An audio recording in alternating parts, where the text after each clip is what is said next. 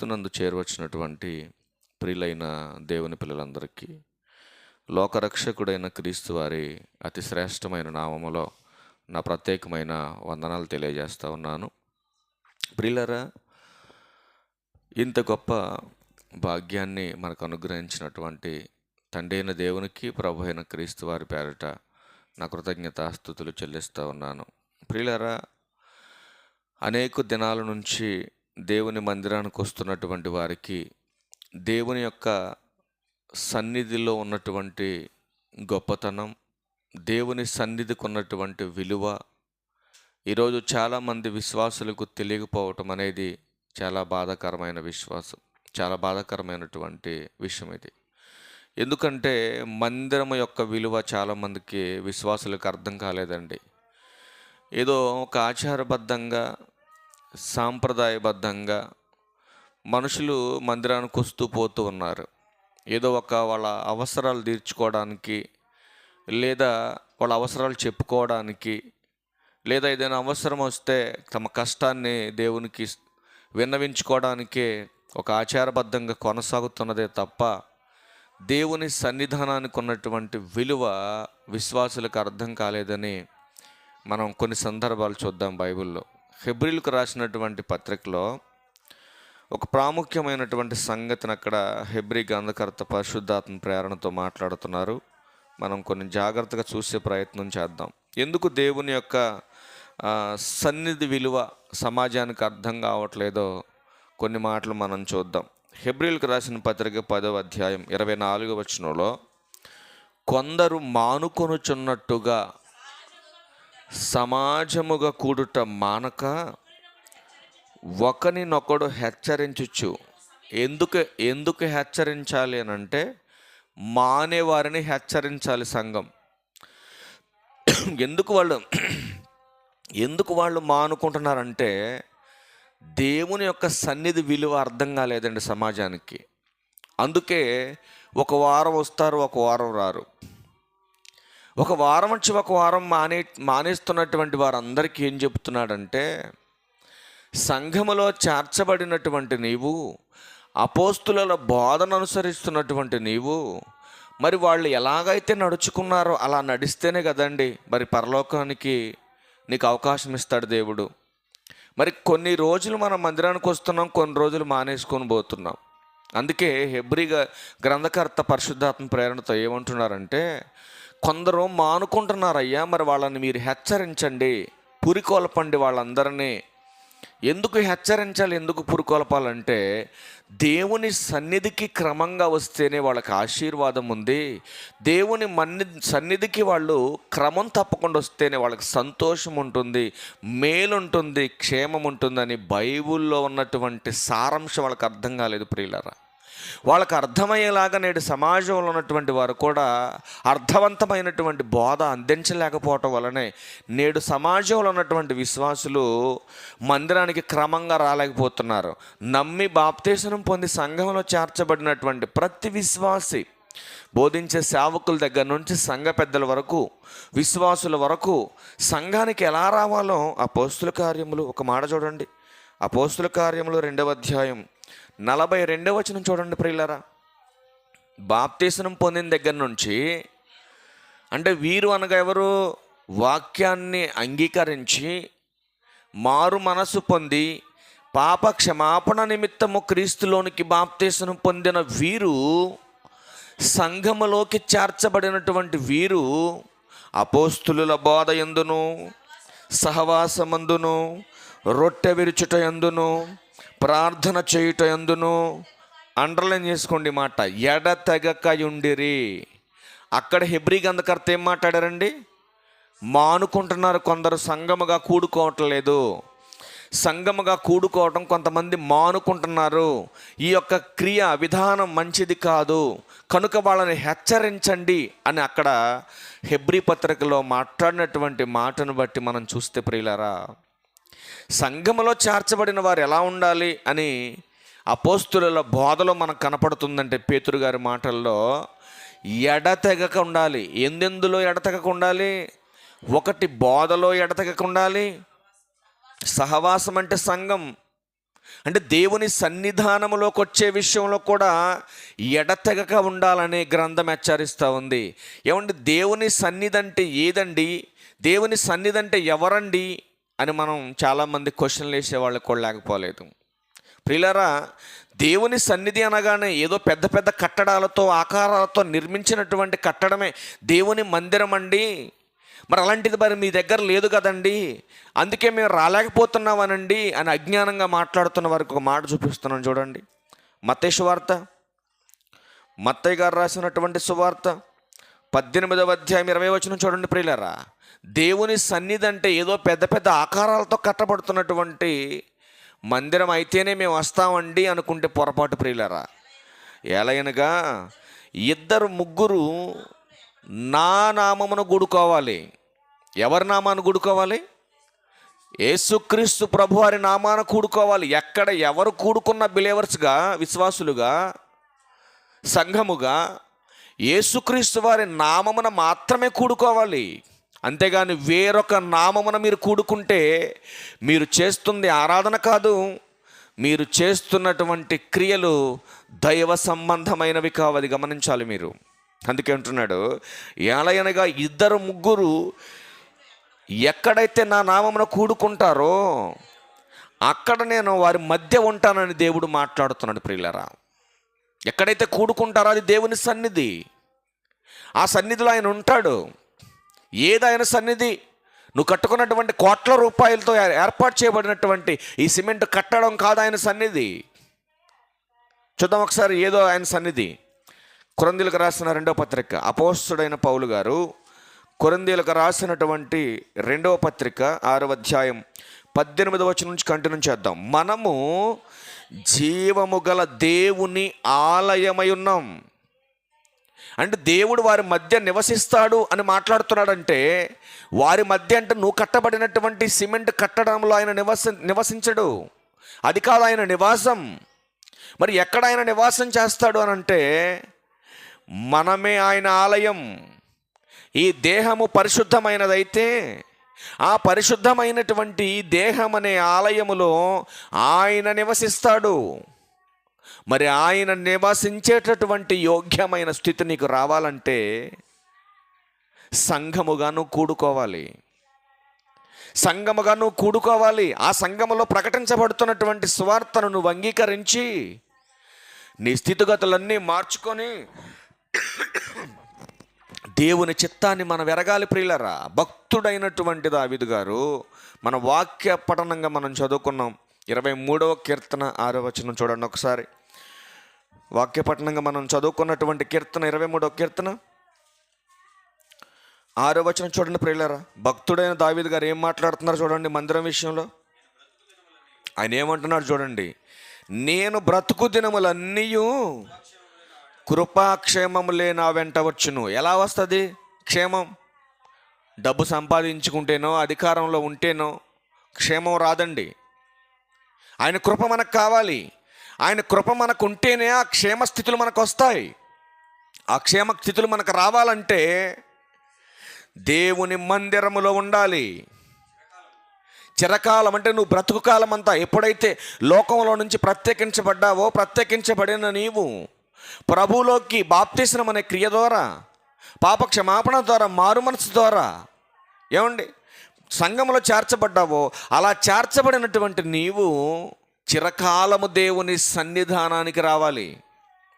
దేవుని సన్నిధానానికి రాకుండా ఏదో నీకు బాధలు వచ్చినాయని మందిరానికి వచ్చేసి ఏదో సమస్యలు తీర్చుకోవడానికి ఇక్కడికి వచ్చేస్తే దేవుడైనా ఆపద మొక్కులు వాడు అనుకున్నారా ఏంటి?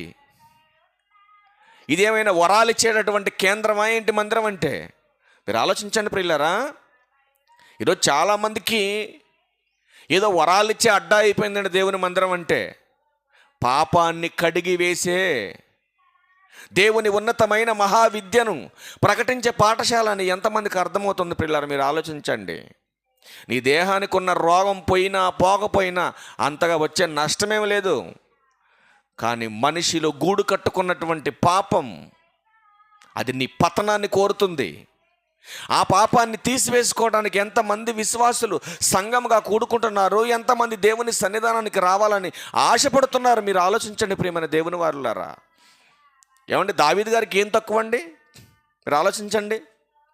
కోటాను కోట్లకి అధిపతిగా, రాజుగా ఎన్నిక చేయబడినటువంటి దావీదు గారు ఏం తక్కువైందని దేవుని సన్నిధానంలో నేను ఉండాలని కోరుకుంటున్నారు? మీరు ఆలోచించండి. అంత ఉన్నటువంటి ఆయనే ఏం కోరుకుంటున్నాడండి? క్షేమంగా ఉండాలి నేను, నా కుటుంబం. ఆ క్షేమ స్థితి నా కుటుంబానికి రావాలంటే నేను బ్రతుకు కాలమంతా దేవుని సన్నిధానంలో నేను ఉండాలంటున్నాడండి ఆయన. ఎవరైనా దేవుని మందిరానికి వెళ్ళాలని మాట్లాడుతున్నా, పురికొల్పుతున్నా, అసలు ఆయన ఆలోచన విధానం, ఆయన తత్వం చూస్తే మనకు ముచ్చటేస్తుందండి. ఒకసారి 122వ కీర్తన ప్రారంభం వచ్చిన దగ్గరికి వెళ్ళండి. ఏమండి, ఆదివారం వచ్చింది, ఆరాధనకి వెళ్ళాలి, సంఘానికి వెళ్ళాలని వాళ్ళు వీళ్ళు మాట్లాడుతుంటే నేడు విశ్వాసాల కదలిక ఉందంటారా? ఆలోచించండి. చలనం లేని నిర్జీవమైన కట్టెగా మారిపోయిందండి విశ్వాసుల యొక్క జీవిత విధానం. అందుకే భక్తుడైనటువంటి దావీదు గారి మాట చూడండి. యెహోవా మందిరమునకు వెళ్ళుదామని జనులు నాతో అనినప్పుడు. ఏంటండి ఆయనకు అంత సంతోషం? మందిరం అంటే ఈ సమాజంలో ఆయన ఉంటున్నటువంటి ఆ రాజనగరిలో ఎక్కడ దొరకనటువంటి సంతోషం దేవుని మందిరములో మాత్రమే దొరుకుతుందని ఎరిగినటువంటి మహాజ్ఞాని అయినటువంటి దావీదు గారు మాట్లాడుతున్నటువంటి ఉన్నతమైన మాట 7వ వచనం చూడండి. నీ ప్రాకారములలో నెమ్మది కలుగును, నీ నగరులలో క్షేమముండును. ఎందుకండి దేవుని సన్నిధికి వెళ్ళాలని అంత తపన పడుతున్నాడు భక్తుడైనటువంటి దావీదు గారు? ఎక్కడ దొరకనటువంటి నెమ్మది, ఎక్కడ లేనటువంటి క్షేమస్థితి దేవుని సన్నిధిలో మాత్రమే దొరుకుతుందని ఎరిగినటువంటి గొప్ప భక్తుడని దావీదు గారు. అందుకే దేవుడు ఒక సర్టిఫికెట్ ఇచ్చాడండి భక్తుడైనటువంటి దావీదు గారికి. ఏంటో తెలుసండి? ఇదిగో యెషయా కుమారుడైన దావీదు నా ఇష్టానుసారుడైన మనుషుడు, నా ఉద్దేశములన్నీ నెరవేర్చగలిగినటువంటి స్థితిగతులు కలిగినటువంటి ఒక మహాభక్తుడు, భూమి మీద నా కోసం బ్రతికేటటువంటి ఒక ఉన్నతమైనటువంటి భక్తుడైనటువంటి దావీదు గారు. అలాంటి భక్తుడైన దావీదు గారు అంటున్నాడు, దేవుని సన్నిధిలో నెమ్మది ఉంది, దేవుని సన్నిధిలో క్షేమం ఉంది, కనుక ఆయన సన్నిధికి వెళ్ళటానికి నేను సంతోషపడుతున్నాను. మరి కొన్ని మాటలు చూస్తారా? సమూయేలు 2వ గ్రంథం 7వ అధ్యాయం 29వ వచనం చూడండి ప్రియులారా. సమూయేలు 2వ గ్రంథం 7వ అధ్యాయం 29వ వచనం. దయచేసి నీ దాసుడనైన నా కుటుంబం నిత్యము నీ సన్నిధిలో ఉండునట్లుగా దానిని ఆశీర్వదించుము. ఏమంటున్నాడండి ఇక్కడ? ఎవరెవరు ఉండాలంట? నిత్యము నా కుటుంబం నీ సన్నిధిలో ఉండేలాగా మమ్మల్ని దీవించయ్యా. ఎంతమంది కుటుంబ నాయకులు, ఎంతమంది కుటుంబంలో ఉన్నటువంటి గృహ పరిపాలన చేస్తున్నటువంటి స్త్రీలు ఎంతమంది ప్రార్థన చేస్తున్నారు మీరు చెప్పండి? నేను, నా భార్య, నా పిల్లలంతా కలిసి దేవుని సన్నిధానంలో ఉండాలి ఈ ఆదివారం. అలా ఉంటేనే అది ఆశీర్వాదం, అలా ఉంటేనే నా కుటుంబానికి సంతోషం అని ఎంతమంది ఎరిగి అలా ప్రార్థన చేస్తున్నారు మీరు ఆలోచన చేయండి ప్రియమైన దేవుని వర్లారా. భక్తులుగా ఉన్నత స్థితిలో ఉన్నటువంటి వ్యక్తులే ఆ రీతిగా ప్రార్థన చేస్తూ ఉంటే మరి మన పరిస్థితి ఏంటండి? ఇలా దిగజారిపోయింది భక్తులుగా. మీరు ఆలోచన చేయండి. ఆనాడున్నటువంటి భక్తుల యొక్క స్థితిగతులు ఈరోజు మనము అనుసరించి ప్రవర్తించలేకపోతే, వారికన్నా ఉన్నతమైనటువంటి ఆలోచనలు కలిగి మనం లేకపోతే మరి పరలోకం ఎలా వెళ్తాం? మీరు ఆలోచించండి. అంతటి భక్తిపరులే చిన్న చిన్న విషయాల్లో పాపానికి చోటిచ్చి దేవునికి దూరమైన పరిస్థితులు ఉన్నాయి. తమ తప్పును వాళ్ళు తెలుసుకొని మళ్ళా దేవుని వైపుకు తిరిగి తమ తప్పును కప్పుకొనక దేవుని ముందు ఒప్పుకొని మహాజ్ఞానవంతులుగా మారినటువంటి భక్తులు ఎందరో ఉన్నారు బైబిల్ గ్రంథంలో. కానీ ఈరోజు నీ కుటుంబం గురించి, దేవుని ఆశీర్వాదం గురించి ఆలోచిస్తున్నావా? మా కుటుంబానికి ఆశీర్వాదం కావాలని నువ్వు అంటావు. మరి ఆశీర్వాదం రావాలంటే ఏం చేయాలి? నీ యజమానుడిగా నువ్వు రావాలి, యజమానురాలుగా నీ భార్య రావాలి. దేవుడిచ్చినటువంటి గర్భఫలమైనటువంటి బహుమానాలను నువ్వు తీసుకొని దేవుని సన్నిధికి రావాలి. అలా వస్తేనే కదండి దేవుని ఆశీర్వాదం మనకు దొరుకుతూ ఉంది. కీర్తనల గ్రంథం 51వ కీర్తన చూడండి. చిన్న తప్పు చేసినటువంటి దావీదు గారు, మన దృష్టిలో చిన్న తప్పు కావచ్చు, ఒక తప్పు కావచ్చు, దేవుని దృష్టిలో చిన్నదైనా పెద్దదైన దేవునికి తప్పేనండి. అందుకే 51వ కీర్తనలో దావీదు గారి యొక్క పశ్చాత్తాపం చూడండి ఎలా ఉందో. 51వ కీర్తన 11వ వచనంలో, నీ సన్నిధిలో నుండి నన్ను త్రోసివేయకము. ఎప్పుడు మాట్లాడుతున్నాడు తెలుసా అండి? బత్షెబా గారితో తప్పు చేసిన తప్పును తెలుసుకున్న తర్వాత దేవుడు ఎక్కడ దూరం చేసేస్తాడో, నన్ను ఆయన సన్నిధికి రాకుండా ఎక్కడ నన్ను ఆపేస్తాడో అన్న భయం కలిగి పశ్చాత్తాపంతో మాట్లాడుతున్నటువంటి మాట అండి. తన తప్పును తాను తెలుసుకొని దేవుని ముందు ఒప్పుకున్నాక మాట్లాడుతున్నటువంటి మాట అండి. ఏమన్నా చూడండి, నీ సన్నిధిలో నుండి నన్ను త్రోసివేయకము, నీ పరిశుద్ధాత్మను ఏమంటున్నాడు భక్తుడైన దావీదు గారు? నీ పరిశుద్ధాత్మను నా యొద్ద నుండి తీసివేయకు తండ్రి. ఎందుకంటే పరిశుద్ధాత్మ నాలో నుంచి వెళ్ళిపోతే నాలోని భక్తి భావజాలాలు నశించిపోతాయి. నాలోని భక్తి భావజాలు నశించిపోతే నిత్య జీవానికి వారసత్వాన్ని కోల్పోతాను, నిత్య నరకానికి జారిపోతాను తండ్రి. కనుక నీ సన్నిధిలో నుంచి నన్ను తోసివేయకు నాయన. ఇక మీదట ఏ తప్పు నేను చేయను. ఎందుకంటే నీ సన్నిధి యొక్క కాంతి నాకు కావాలి, నీ సన్నిధి యొక్క ప్రసన్నత నాకు కావాలి, నీ సన్నిధిలో ఉన్నటువంటి సంతోషం నాకు కావాలి, నీ సన్నిధే నాకు ఆధారంగా ఉండాలి. కనుక నీ సన్నిధిలో నిలవగలిగే శక్తి నాకు ఉండాలంటే నీ నాలో ఉన్నటువంటి పరిశుద్ధాత్మను దూరం చేయకు తండ్రి అని పశ్చాత్తాపడుతున్నట్టుగా మనకు కనపడుతుంది. ప్రియమైన దేవుని వారలారా, మరొక మాట చూస్తారా? ఒక భక్తుని యొక్క ఆలోచన ఎలా ఉండాలంటే, ఒక భక్తుని యొక్క విధానం ఎలా ఉండాలంటే బైబిల్ గ్రంథం చెప్తా ఉంది. ప్రియులరా, చూద్దాం ఒకసారి. 27వ కీర్తన చూడండి. కొన్ని మాటలు చూసి ముగించే ప్రయత్నం చేద్దాం. 27వ కీర్తన 8వ వచనంలో ఒక ప్రాముఖ్యమైన సంగతి ఉంది, చూద్దాం ప్రియులరా. 27వ కీర్తనలో, నా సన్నిధి వెదుకుడని నీవు సెలవీయగా యెహోవా నీ సన్నిధి నేను వెతికెదనని నా హృదయముతో నీతో అనేను. చూడండి ఏమంటాడు, నా హృదయం నీతో అనేను. ఏమంటున్నాడు చూడండి, నీ ముఖమును నాకు దాచుకోము, కోపము చేత నీ సేవకుని తోలివేయకము, నా సహాయుడవు నీవే, రక్షణకర్తవగు నా దేవా, నన్ను దిగనాడకుము, నన్ను విడవకుము. చాలండి. దావీదు గారు తపన చూసారు ఎలా కనపడుతుంది మనకి. నా సన్నిధిని వెతకమని నువ్వు మాట్లాడుతున్నావు, నువ్వు వెతకమని చెబుతున్నావు కాబట్టి నేను వెతుకుతాను తండ్రి అని నేను అంటున్నానండి ఆయన. ప్రాముఖ్యమైన సంగతి ఏంటంటే, నీ ముఖమును నాకు దాచకు అంటున్నాడు. అసలు ఎప్పుడు దాచుకుంటాం ముఖం? ఏమండి, దావీదు గారు తప్పు చేసి నాతాను గారు వచ్చినప్పుడు ముఖం చాటేసుకున్నాడు. అవునా కదా? ఆలోచించండి. మరి మనం తప్పు చేస్తే మన చుట్టూ ఉన్న వాళ్ళని చూడలేక మనం ముఖం చాటేసుకోవచ్చు. కానీ మనం తప్పు చేస్తే మనకి ముఖం చాటేసుకునేది ఎవరు? దేవుడు. తప్పు చేసిన వారిని చూడడండి. దేవుని కన్నులు నీతిమంతుల మీద ఉంటాయండి ఎప్పుడు కూడా, అనీతిమంతుల మీద ఉండవు ఆయనవి. ఆయన చెవులు నీతిమంతుల మొరలు వింటాయి. పాపం చేసేవాడి ప్రార్థన దేవుడు వినడు. నువ్వు గంటల తరబడి ఆల్రెడీ ప్రేయర్ చేయొచ్చు, పాపాన్ని మాని చేయి ప్రార్థన. పాపం మానలేని వాడి ప్రార్థన పరలోకమందున్న తండ్రి వినడు.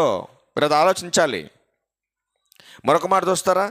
4-5 వచనాలు చూడండి. దాంట్లోనే 4-5 వచనాలు చూడండి. దేవుని సన్నిధికి వచ్చిన మనం ఏం చేయాలో చెప్తున్నాడు. యెహోవా యొద్ద ఒక్క వరం అడిగి తిని. ఏం అడుగుతున్నాడు దేవుని సన్నిధిలో? ఒక్క వరం అడిగాడు. ఏంట వరం? ఏమడిగాడు? కంటిన్యూషన్ చేయండి. యెహోవా ప్రసన్నతను చూచుటకును ఆయన ఆలయములో ధ్యానించుటకును నా జీవితకాలం అంతయు నేను యెహోవా మందిరములో నివసింపగోరుచున్నాను. ఏ వరం అడిగాడు? ఏ వరం అడిగారు? అదే మనమైతే ఏమడుగుతాం?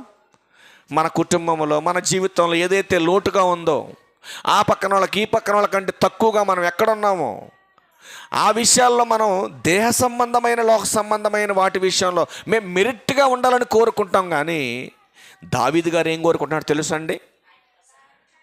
నీ ప్రసన్నతను నేను చూడాలంటే నీ సన్నిధిలో నా జీవితకాలం అంతా నేను ఉండాలి తండ్రి. ఇదే నేను అడుగుతున్న వరం. అదే మనకు కనపడి దేవుడు ఒక వరం అడగమంటే ఏం అడుగుతాం మనం? ఏమండి, మనల్ని అడగమంటే మనం ఏం అడుగుతామండి? ఒకవేళ బంగారం మీద మక్కువ ఉంటే బంగారం అడుగుతాం, బంగారం ఇవ్వమని. అంతేనా? అన్నీ అడుగుతాడు మనిషి, ఆయుష్ని గురించి మాత్రం ఆలోచించడండి. మనిషి అన్నీ అడుగుతాడు కానీ ఆయుష్ గురించి అడగడు. ఎందుకంటే ఆయుష్ ఉంటేనే కదండి అన్నీ అనుభవిస్తాం మనం. మీరు ఆలోచించండి, ఒక తల్లి హాస్టల్ నుంచి వచ్చినటువంటి బిడ్డలందరికీ మంచిగా వంట చేసిందండి. పెద్ద కొడుకు ఏం కావాలో, చిన్న కొడుకు ఏం కావాలో, తన భర్తకి ఏం కావాలో. భర్త ఆర్టీసీ డ్రైవర్ అండి. ఇప్పట్లాగా సాయంత్రం పొద్దున్నే వెళ్ళిపోతే సాయంత్రం దిగే రోజులు కాదు అవి. 15 రోజులకు ఒకసారి దిగేవాళ్ళు అప్పట్లో ఉన్నటువంటి డ్రైవర్లు. హాస్టల్లో ఉన్న పిల్లలు పరుగున ఇంటికి వచ్చారు దసరా సెలవులకి. భర్త కూడా ఇంటికి వచ్చాడు. తల్లి చక్కగా అన్నీ వండి పెట్టి అక్కడ పెట్టుకుంది.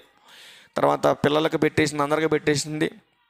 చిన్న కొడుకు అంటాడు, మమ్మీ నువ్వు కూడా మాతో పాటు కలిసి తినమ్మా అని చెప్పి అన్నప్పుడు తల్లి కూడా వడ్డించుకుంది. అలా ప్లేట్లో కలుపుకుందండి. కలుపుకున్నటువంటి ముద్దను తీసి నోట్లో పెట్టుకునే లోపు దేహంలో నుంచి ఆత్మ వేరైపోయింది, చచ్చిపోయిందండి. మీరు ఆలోచించండి. అంటే దేవుని యొక్క చిత్తము లేకపోతే, ఆయన కృప లేకపోతే ఒక్క సెకండ్ కూడా మనం బ్రతకలేము. ఈరోజు నీ జ్ఞానాన్ని బట్టో, నీ బలాన్ని బట్టో, నీ ధనాన్ని బట్టో నువ్వు బ్రతకట్లేదు. అది నాకు అర్థం కావట్లేదు మనిషికి. ప్రాముఖ్యమైన సంగతి ఏంటంటే, ఒకడు లోకమంతా సంపాదించుకున్నాడు కానీ తన ప్రాణాన్ని సంపాదించుకోలేకపోయాడు. ఇప్పుడు రాత్రి పగలు కష్టపడి సంపాదించుకోవద్దని దేవుడు ఎక్కడ చెప్పలేదండి. కష్టపడిన దాన్ని అనుభవించాలంటే ఈ దేహాన్ని నడిపించే ఆత్మ కావాలండి. అనుభవించలేని ఆస్తి ఎంత సంపాదిస్తే ఉపయోగం ఏంటి నువ్వు ఆలోచించు. ఇప్పుడు పొద్దున్న నుంచి సాయంత్రం దాకా కష్టపడుతున్నావు. ఆ కష్టార్జితాన్ని సరైన రీతిలో వినియోగించలేకపోతే నీ కష్టం వ్యర్థమైపోద్ది కదా. అదే దేవుడు చెబుతున్నాడు. కనుక ప్రియమైన దేవుని వారలారా, దేవుని దగ్గరకు వచ్చిన మనం ఏం అడగాలో తెలుసుకోవాలి విశ్వాసులుగా. దేవా, నీ సన్నిధిలో నిత్యము నేను ఉండాలయ్యా. ఎందుకు ఉండాలంటే మరణించిన తర్వాత దేవుని ప్రసన్నతను మనం చూడాలి. దాని కొరకే పరలోకానికి వెళ్ళటానికి సిద్ధపరిచే ఒక కర్మాగారం అండి ఇది మందిరం అంటే. ఇక్కడ సిద్ధపాటు కలుగుతుంది. ఇక్కడ సిద్ధపాటు అనేటటువంటి ట్రైనింగ్ జరుగుతుంది ఇక్కడ సంఘంలో. మరొక మాట చూస్తారా? 31వ కీర్తనలో చూడండి, ఒక మాట ఉంది. 31వ కీర్తన 20వ వచనం చూద్దాం ప్రియులారా. 31వ కీర్తన 20వ వచనం చూడండి. మనుషుల కపటోపాయములు వారినంటకుండా నీ సన్నిధి చాటున వారిని దాచుచున్నావు. వాక్కలహము మాన్పి వారిని గుడారంలో దాచుచున్నావు. అంటే ఏదైనా సమస్య ఉందనుకోండి, ఆ సమస్య పోవాలన్నా నువ్వు మందిరానికి రావాలి. నీ సమస్యలు ఏవైనా సరే అవి పోవాలంటే మందిరానికి రావాలి. మందిరానికి వస్తేనే నీ సమస్య పోతుంది. అంతేగాని నిమ్మకాయ కట్టుకుంటేనో, ఎండుమిరపకాయ కట్టుకుంటేనో, నీ నెత్తి మీద రాలిపోయినటువంటి జుట్టు కట్టుకుంటేనో, ఏమంటే రకరకాల రంగు ముద్దలు కలిపి దిగదుడితేనో నీ దరిద్రం పోదు. అది అర్థం చేసుకో. నీ బతుకు మారదో, నీ దరిద్రం పోదు. అసలు నిజంగా బైబుల్ జ్ఞానం తెలిసిన వాడు ఎవడు కూడా ఇట్లాంటివన్నీ చేయడు. ఆలోచించండి. ఏమంటే మంత్రాలకి చింతకాయలు రాలుతాయా? మీరు ఆలోచించండి. మరి నీ సమస్య ఎట్టబోద్దు అనుకుంటున్నావు? నువ్వు జ్ఞానివా అజ్ఞానివా? నిజంగా టాలెంట్ ఉన్నాడు ఎవడైనా ఉంటే ఆడు మంత్రాలతో చింతకాయలు రాలమనండి. ఇప్పుడు వచ్చే కాలం అదే కదా. రాలుతాయా? రాలు. టీవీ ముందు కూర్చొని ఇంత డిస్టెన్స్లో పట్టుకొని నొక్కితేనే రిమోట్ పనిచేస్తుందండి. తెలుసా మీకు ఇది? రిమోటు మన టీవీ ముందు నువ్వు కూర్చుంటాం మనం. ఎంతవరకు పనిచేస్తుంది రిమోటు? అక్కడ దాకా మీకు అర్థం కావాలంటే ఒక మాట చెప్తా సింపుల్గా. ఇప్పుడు నా కారు అక్కడ ఉంది. ఇంత డిస్టెన్స్లో నేను ఆ రిమోట్ నొక్కితేనే పనిచేస్తుందండి. ఇప్పుడు ఈ రిమోట్ తీసుకొని నేను తాతకుంటలో కూర్చొని నొక్కితే డోర్ ఓపెన్ అవుద్ది. ఇక్కడ అవుద్దా అండి? అవుద్దా? ఆడెక్కడో శ్మశానంలో కూర్చోనో లేకపోతే చెట్టు కింద కూర్చోనో ఒక బొమ్మకి చేతబడి చేస్తే ఇక్కడ ఉన్నోడు తగులుద్దండి? తగులుద్దా? పనిచేస్తుంది అది. ఆ అజ్ఞాన కాలంలో వాళ్ళంతా అజ్ఞానులు కాబట్టి ఆ రోజుల్లో చేశారంటే వాళ్ళు నమ్మారు. ఈరోజు వాక్య జ్ఞానం తెలుసుకున్నవాడు కూడా చేతబడులకు భయపడుతున్నాడు. నువ్వు జ్ఞానివా అజ్ఞానివా చెప్పండి? చేతబడి నిజం అంటారు అసలు? ఒక క్లాస్ చెప్తాలండి ఒకరోజు, మీకు అర్థమవుతుంది. చేతబడి అంత మోసం అండి, అంతది అంత అవాస్తవమైనటువంటిది. ఒక ఆవిడ ఏ రోగం లేదురా అని అక్కడ డాక్టర్ గారు ఎంఆర్ఐ స్కాన్ చేసి చేతిలో పెడితే ఇంటికి వచ్చిన తర్వాత చుట్టుపక్కల అన్నారు కదా, అంటే ఈ స్కానింగ్లో ఏమీ లేదని వచ్చిందంటే అర్థం ఏంటి?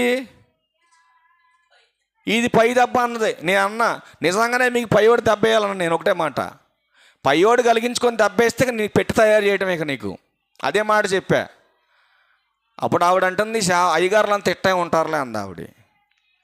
ఉన్న వాస్తవం చెబితే ఇన్సావరండి జనం, అన్ని అబద్ధాలు చెప్పాలి. అబద్ధాలు చెబితే అప్పుడు చక్కగా మంచిగా ఉంటుంది ఆ జనాలకి. కానీ దేవుడు ఏమంటున్నాడంటే, మీ సమస్యలు పోవాలంటే నా సన్నిధికి మీరు రావాలని దేవుడు హెచ్చరిస్తున్నాడు. చూద్దాం, మరొక మాట చూద్దామండి. మరొక మాట 42వ కీర్తన చూడండి. 42వ కీర్తన చూడండి. 42వ కీర్తన 2వ వచనం చూడండి. భక్తులు చూడండి ఎంత ఎంత ఎంత ఆతురతంగా ఉన్నారు. నా ప్రాణం దేవుని కొరకు తృష్ణగొనుచున్నది, జీవము గల దేవుని కొరకు తృష్ణగొనుచున్నది. దేవుని సన్నిధికి నేను ఎప్పుడు వచ్చేదను, ఆయన సన్నిధిని నేను ఎప్పుడు కనబడేదను. ఉందండి, ఈ తృష్ణ ఉందా ఈరోజు భక్తుల్లో? ఆదివారం వచ్చిన బాప్తీసం పొందిన క్రైస్తవులు ఈరోజు మందిరానికి రాకుండా వాళ్ళకి నచ్చినట్టుగా బయట తిరుగుతున్నారా లేదా? మరి ఆలోచించండి, వీళ్ళందరూ క్రైస్తవులు అంటారా? ఇట్లాంటి వాళ్ళకి పరలోకం వస్తుందా? ఇట్లాంటి వాళ్ళ కుటుంబాల్లో సంతోషం ఉంటుందా? ఇట్లాంటి వాళ్ళ కుటుంబంలో నెమ్మది ఉంటుందా? ఇట్లాంటి వాళ్ళకి వచ్చిన సమస్యలు పోతాయా? మీరు ఆలోచించండి. దేవుని మందిరానికి రాకుండా, దేవుని మాట వినకుండా, దేవుని మందిరానికి వెళ్ళాలన్న తృష్ణ లేకుండా, తృష్ణ అంటే ఆలోచన ఏంటి? తృష్ణ అంటే సందర్భం ఏంటి? తృష్ణ అంటే ఆశ.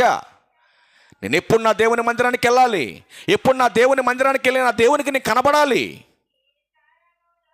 దేవుడు నువ్వు సమాజంలో తిరుగుతున్నా చూస్తాడు నిన్ను, కానీ ఆయన చూసేది ఎప్పుడో తెలుసా అండి? నువ్వు ఆయన సన్నిధిలో, ఆయన సంఘములోకి వచ్చినప్పుడు ఆయన చూస్తాడు నిన్ను. అలా నా దేవుని సన్నిధానానికి వెళ్ళి నేను కనబడాలన్న తృష్ణ నీకుంటే దేవుని గొప్ప ఆశీర్వాదాన్ని నువ్వు చూస్తావని గ్రంథం హెచ్చరిస్తూ ఉంది. 105వ కీర్తన 4వ వచనం కూడా చూడండి. ఇంకొక మాట చూసి మనం ముగించే ప్రయత్నం చేద్దాం. 105వ కీర్తన చూడండి. ఎవరిని వెతకాలి? యెహోవాను వెతకండి, ఆయన బలమును వెతకండి, ఆయన సన్నిధిని నిత్యము వెతకండి. ఎక్కడ వెతకాలి దేవుణ్ణి? దేవుని సన్నిధికి వచ్చి ఆయన వాక్యంలో వెతకాలి. మనం ఆయన గ్రంథంలో ఉన్నటువంటి సందర్భాలను బట్టి వెతకాలి. నువ్వు లోకంలో ఎక్కడ ఎతికినా దొరకడు ఆయన. కనుక దేవుని సన్నిధికి వచ్చి ఆయన వెతకాలని గ్రంథం హెచ్చరిస్తుంది ప్రియులారా. మరి దేవుని సన్నిధిలో సంతోషం, ఆశీర్వాదం ఉంటుందా అంటే బైబిల్ ఏమంటుంది? ఖచ్చితంగా ఉంటుందని చెబుతుంది. మరి ఉంటుందని బైబిల్ చెప్పాక మనం వినలేదనుకోండి, మరి మన కుటుంబంలో సంతోషం, ఆశీర్వాదం ఉంటుందా? మీరు ఆలోచించండి. ఫైనల్ ఒక మాట చూడండి. 116వ కీర్తన 9వ వచనం చూడండి. 116వ కీర్తన 9వ వచనం చూడండి. సజీవులున్న దేశములలో యెహోవా సన్నిధిని నేను కాలము గడుపుదును. చూడండి చాలమ్మా, ఏం గడపాలంట? నీ కాలం ఎంత ఎక్కడ గడపాలి? దేవుడు తల్లి గర్భంలో నీకు నిర్ణయించినటువంటి కాలం 70-80 సంవత్సరాల జీవితం అయితే, ఆ 70-80 సంవత్సరాల జీవితంలో సగం కాలం నీకు నచ్చినట్టుగా లోకంలో బ్రతికావు. ఆ తర్వాత ప్రభువుని గురించి తెలుసుకున్నావు, మారు మనసు పొందావు, సంఘంలో చేర్చబడ్డావు. సంఘంలో చేర్చబడిన తర్వాత మిగిలినటువంటి కాలాన్ని శరీరాన్ని అనుసరించి నువ్వు బ్రతకటానికి ఇక వీలు లేదు. అందుకే భక్తుడు మాట్లాడుతున్న మాట, సజీవులున్న దేశములలో యెహోవా సన్నిధిని నేను కాలము గడుపుదును. ప్రతి భక్తుడు ఇలా ఆలోచన చేయాలండి. దేవుడు నీకు ఇచ్చినటువంటి కాలాన్ని, ఈ ముగింపు కాలాన్ని ఎక్కడ గడపాలి? నువ్వు బయట ఎక్కడో వ్యర్థంగా గడపడానికి లేదండి. ఎందుకంటే నీకు ఇచ్చిన ఆయుష్కాలాన్ని నువ్వు వ్యర్థంగా గడుపుకుంటే ఖచ్చితంగా నరకానికి జారిపోయే అవకాశం ఉంది. ప్రతి మనిషి కోరుకుంటాడు, నాకు ఆ కుటుంబానికి సంతోషం కావాలండి, సమాధానం కావాలి, ఆశీర్వాదం కావాలని కోరుకుంటాడు. మరి సంతోషం, సమాధానం, ఆశీర్వాదం, మేలు, దీవెన నీకు కావాలంటే ఖచ్చితంగా సంఘముగా నువ్వు కూడుకోవటం తప్పదు అంటుంది గ్రంథం. ఒకవేళ అలాంటి వారు ఎవరైనా ఉంటే వాళ్ళని ఏం చేయమంది గ్రంథం? హెచ్చరించండి. పురుకోల పండు అలాంటి వాళ్ళని, ఎవరి నాన్న నువ్వు మందిరానికి క్రమం తప్పకుండా నీ కుటుంబానికి శాంతి వస్తుంది, సమాధానం వస్తుంది, క్షేమంగా ఉంటుంది నీ కుటుంబం. ఒకవేళ నీ మీద ఎవరైనా కపటోపాయాలు చేస్తున్నారేమో, అప్పుడప్పుడు మనం అంటూ ఉంటాం, ఎప్పుడు లెగితే మా మీద పడి ఏడుతారండి వీళ్ళు అంటాడు అని అంటూ ఉంటాం మనం. అట్లాంటి ఏడుపుకొని నీకు తగలకుండా ఉండాలంటే ఆయన సన్నిధి అనేటువంటి ప్రొటెక్షన్ నీకు కావాలి, ఆయన సన్నిధి కాపుదల నీకు కావాలి. ఇవన్నీ ఎవరు నేర్చుకుంటున్నారండి? ఇవన్నీ మాకు తెలియదండి, ఇవన్నీ మేము ఇవన్నీ ఫాలో అవ్వమండి మేము అనుకుంటున్నారు చాలామంది. కానీ దేవుడు ఒక్కటే కోరుకుంటున్నాడండి, ఒక భక్తుడుగా నీ తృష్ణ ఏంటి, నీ ఆశ ఏంటి, నీ కోరిక ఏంటి అని ప్రశ్నిస్తున్నాడు. ఆలోచించు. లోకం వైపా, దేవుని వైపా? నీ మనసు దేని మీద ఆధారపడుతుంది? లోకం మీద ఆధారపడుతుందా, దేవుని మీద ఆధారపడుతుందా? దేవుని మీద ఆధారపడితేనే యెషయా గ్రంథం 26:3 మాట్లాడుతున్నాడు. యెషయా గారు మాట్లాడుతున్నాడు పరిశుద్ధాత్మ ప్రేరణతో, ఎవని మనసు అయితే దేవుని మీద ఆనుకుంటుందో వారినే పూర్ణ శాంతి గలవానిగా ఆయన కాపాడుతాడు. అట్లాంటి వారికి ఆయన ప్రొటెక్షన్ ఇస్తాడు. ప్రియులారా, మీరు ఆలోచన చేయండి. కనుక దేవుని సన్నిధిలో ఏం దొరుకుతుంది మనకంటే? ఒకటి సంతోషం, రెండవది ఆశీర్వాదం దొరుకుతుంది. ప్రియులారా, ఇది నీ కుటుంబానికి కావాలంటే నువ్వు దేవుని సన్నిధికి రావాలని గ్రంథం హెచ్చరిస్తుంది. కనుక ఆసక్తికి విన్న మీ అందరికీ ప్రభు అయిన యేసుక్రీస్తు వారి పేరట నా ప్రత్యేకమైన వందనాలు తెలియజేస్తూ ఈ నా మాటలు ముగిస్తాను. అందరికీ వందనాలు. Thank you.